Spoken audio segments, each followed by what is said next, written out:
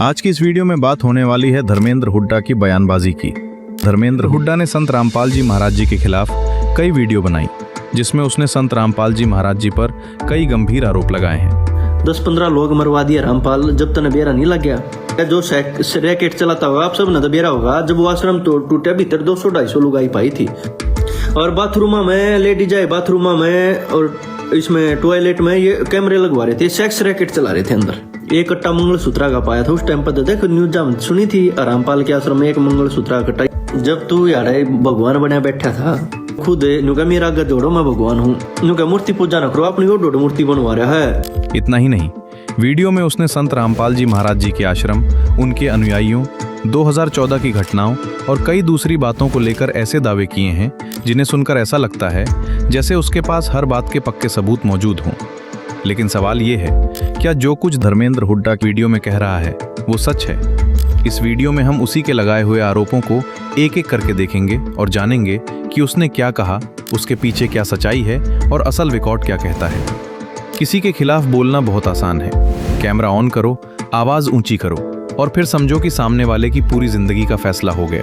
तूने संत रामपाल जी महाराज जी के बारे में एक वीडियो में इतने गंभीर आरोप लगाए कि लगा जैसे तूने खुद पूरी जांच की हो, पूरी चार्जशीट पढ़ी हो और हर अदालत में बैठकर फैसला सुना हो।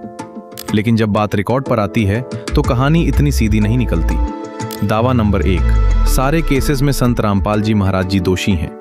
सबसे पहले लीगल रिकॉर्ड समझ लीजिए। 2006 करोंथा वायलेंस केस में संत रामपाल जी महाराज और 23 अन्य आरोपियों को 2022 में कोर्ट ने एक्विट किया।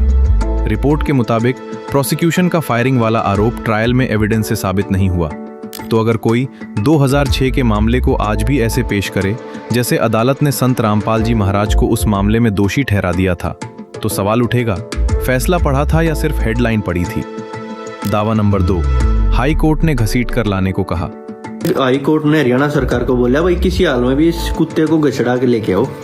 अदालत की भाषा और तेरी वीडियो वाली भाषा में जमीन आसमान का फर्क होता है। 2014 में संत रामपाल जी महाराज के खिलाफ कोर्ट प्रोसीडिंग्स और अरेस्ट को लेकर सीरियस लीगल एक्शन हुआ था।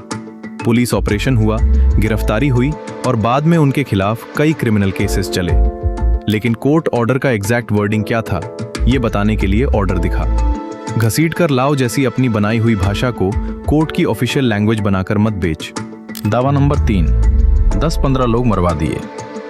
10-15 लोग मरवा दिए रामपाल, जब तक बेरा नहीं लग गया। तो भाई 10-15 की पूरी सूची दिखा, केस रिकॉर्ड्स दिखा, कोर्ट जजमेंट दिखा। दावा नंबर 4, 200 से 250 महिलाएं मिली और सेक्स रैकेट चलता था। जो रैकेट चलाता होगा आप सब न बेरा होगा। जब वो आश्रम टूटा भीतर 200-250 लुगाई पाई थी, और बाथरूम में लेडीज आए, बाथरूम में और इसमें टॉयलेट में ये कैमरे लगवा रहे थे, सेक्स रैकेट चला रहे थे अंदर। तूने वीडियो में 200 से 250 लेडीज, सेक्स रैकेट, लड़कियों को छोड़ रखा था जैसी बातें कहीं। 2014 की पुलिस सर्च की कंटेम्प्रेरी रिपोर्ट्स में pregnancy test strip, weapons, petrol bombs और एक अनकॉन्शियस वुमन के बाथरूम में मिलने जैसी बातें रिपोर्ट हुई थी, जो कि बिल्कुल झूठ साबित हुई।